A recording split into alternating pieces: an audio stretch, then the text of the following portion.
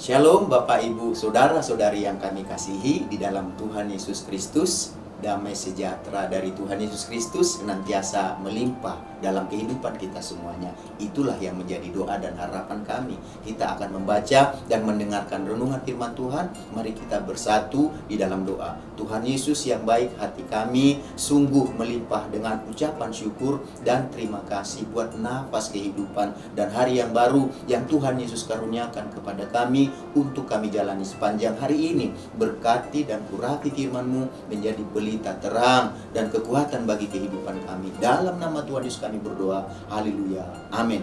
Renungan firman Tuhan yang akan kita baca dan dengarkan bersama hari ini tertulis dalam Matius pasal yang keempat ayat yang ke-17. Matius pasal 4 ayat 17. Sejak waktu itulah Yesus memberitakan, bertobatlah sebab kerajaan surga sudah dekat. Dari ayat yang kita baca dan dengarkan hari ini, kita akan berbicara tentang bertobatlah. Bertobatlah. Ayat ini merupakan berita pertama yang disampaikan oleh Tuhan Yesus ketika Ia memulai pelayanannya. Dengan kata lain, apa yang disampaikan Tuhan Yesus ini merupakan berita yang sangat penting untuk kita dengarkan, untuk kita mengerti, dan untuk kita lakukan dalam kehidupan kita semuanya. Jadi Tuhan Yesus mengatakan tadi, bertobatlah. Apakah arti dari perkataan Tuhan Yesus ini? Bertobatlah. Arti dari bertobatlah adalah suatu ajakan untuk berbalik dari jalan pikiran, keinginan, tujuan, dan kelakuan kita sendiri kepada jalan pikiran, keinginan, dan tujuan, dan kelakuan yang dikehendaki Tuhan Yesus melalui kehidupan kita. Dulu kita berpikir bahwa dosa adalah sumber kepuasan. Sekarang kita berpikir bahwa Tuhanlah sumber kepuasan kita. Dulu kita ingin hidup di dalam dosa, tetapi sekarang kita berpikir untuk meninggalkan dosa. Dulu kita memiliki tujuan yang egois, tetapi sekarang kita memiliki tujuan yang sesuai dengan kehendak Tuhan untuk kita lakukan dalam hidup kita.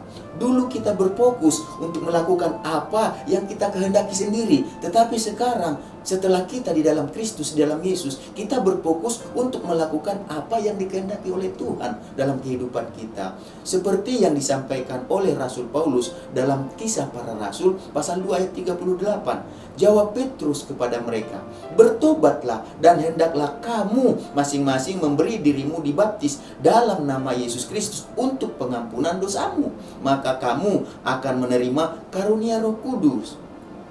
Kata bertobatlah yang disampaikan Rasul Petrus dalam ayat tersebut berarti mereka yang dulu tidak percaya dan menolak Yesus sebagai Mesias dan Juru Selamat, sekarang setelah mereka mendengarkan khotbah Rasul Petrus, mereka berubah menjadi percaya dan menerima Yesus sebagai Mesias dan Juru Selamat mereka.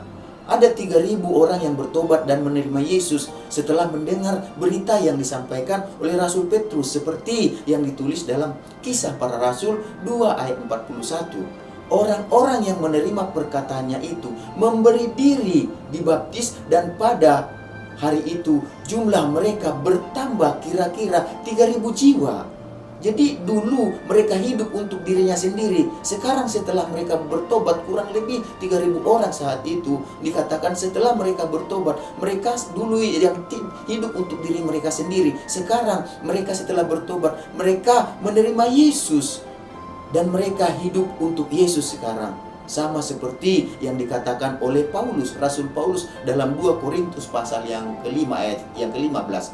2 Korintus 5 ayat 15 dikatakan begini, dan Kristus telah mati untuk semua orang, supaya mereka yang hidup tidak lagi hidup untuk dirinya sendiri, tetapi untuk Dia yang telah mati dan telah dibangkitkan untuk mereka. Jadi setelah kita di dalam Yesus, kita bertobat, kita hidup bukan untuk kita lagi, kita hidup untuk Kristus. Itulah yang dikatakan oleh Paulus. Rasul Paulus juga mengatakan setelah kita bertobat dan menerima Yesus, Paulus juga mengatakan dalam Galatia pasal 2 ayat yang ke-20 dikatakan begini, namun aku hidup tetapi bukan bukan lagi aku sendiri yang hidup, melainkan Kristus yang hidup di dalam aku. Dan hidupku yang kuhidupi sekarang di dalam daging adalah hidup oleh iman dalam Anak Allah yang telah mengasihi aku dan menyerahkan dirinya untuk aku. Jadi berbeda sebelum dan setelah di dalam Yesus. Ada perbedaan. Dulu aku yang hidup, sekarang Kristus yang hidup. Itulah kata Paulus.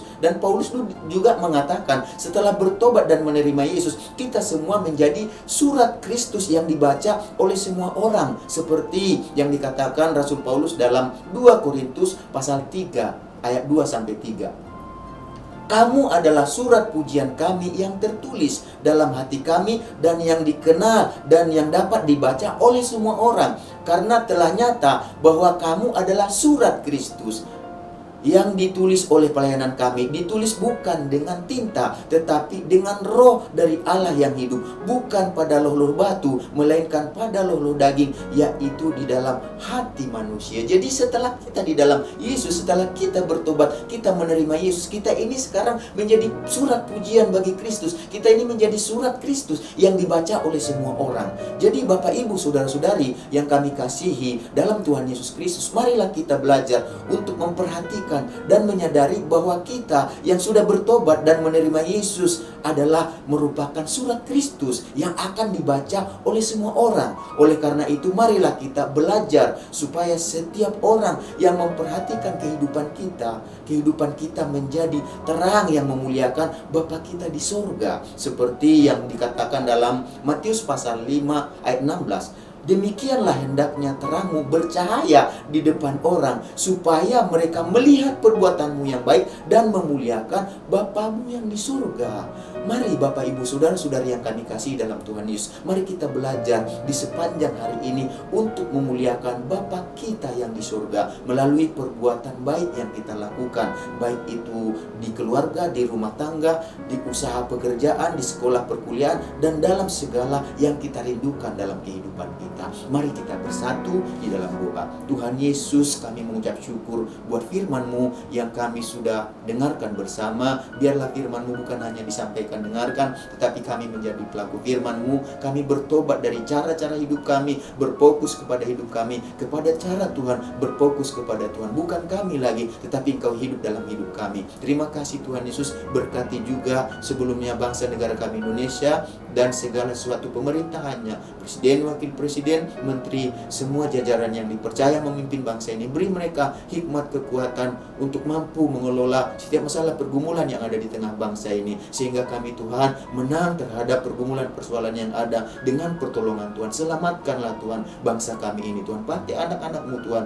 umat-Mu yang ada di tengah bangsa ini untuk berdampak menjadi berkat bagi bangsa ini. Secara khusus umat-Mu yang digembalakan oleh Bapa Pencipta. Amin. Dan kami semua yang mendengarkan renungan firman Tuhan hari ini, biarlah kami Tuhan Yesus dalam penyertaan perlindungan Tuhan, segala berkat yang terbaik Engkau janjikan dalam firman-Mu, itulah menjadi bagian kami sepanjang hari ini. Dalam nama Tuhan Yesus kami berdoa. Haleluya. Amin. Selamat beraktivitas. Tuhan Yesus memberkati kita semuanya.